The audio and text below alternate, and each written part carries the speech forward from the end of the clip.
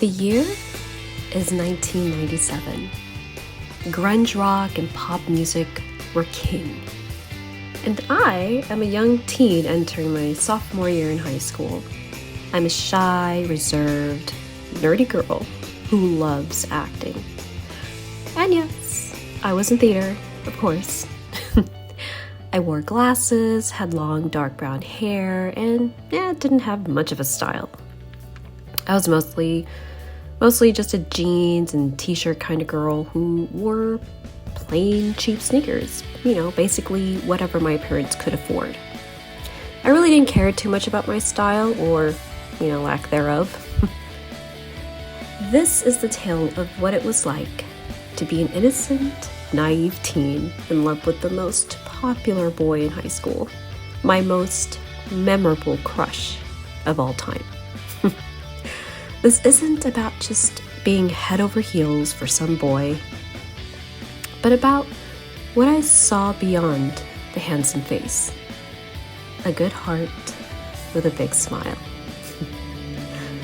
For privacy purposes, I won't reveal his real name, so let's call him James, shall we? Yes.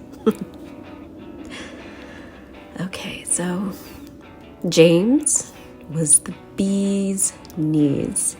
He was the typical high school jock, captain of the football team, popular, muscular, tall, dark features. Just, so handsome. I think pretty much every girl had a crush on him. So I was in good company, right? He's the only crush from my teens that really mattered to me because he was just different from the others.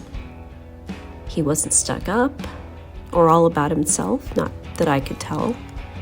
He was always so kind and a generous human being. He seemed so genuine and loved to laugh. Well, that's what I remember about him anyway. James was just so nice. I never really got to know him, but with my limited interaction with him, he was always so kind to me. I think that was the allure of him to pretty much everyone. Handsome, friendly, and a good person. He could probably get away with murder. I melted pretty much every time I got to see him. Even if just for a brief moment. He had short dark hair, kind of like a military buzz cut, light olive tone skin, a little bit like me, glasses, smallish dark brown eyes, and a mustache, and just hella fine. Sorry. Well, I think I just fell in love with him, not just because of his looks, but the fact that he was actually a good person. And you could tell he was being genuine with you.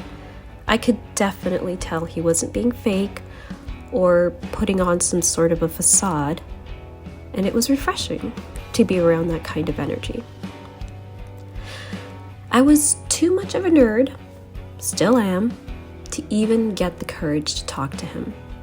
He was 2 grades ahead of me. I never thought in a million years that I'd ever have a chance with him. I do remember talking to him in Spanish class the year before, so I was a freshman and he was a junior, but I didn't have a crush on him then. I do remember that he sat in front of me and him complimenting my handwriting in class. I believe we had an assignment or something to that extent, and we graded each other's papers. So when he handed it back to me, that's when he complimented my handwriting. I remember I was trying to improve on it during that year, so it was nice someone acknowledged it. I felt that he didn't think of me as a freshman, but just another person, an equal. Whenever I would see him, he treated everyone the same. He never ridiculed anyone, and in high school, of course, I did see that a lot. I wasn't popular at all, so to have a popular upperclassman talk to me as an equal was nice to little old me. I felt respected. I didn't think anything of it then, But the next year when I had a crush on him, I definitely remember that compliment. I think I remember him actually stopping a potential fight in the cafeteria. He got involved and got in the middle of the two guys.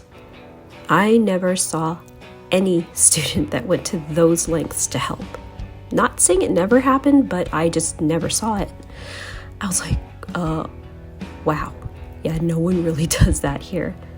And that's because our school wasn't exactly in the best of neighborhoods. There were a few fights that happened there that no one that I can think of, except the teachers, would stop. He really did try his best to help.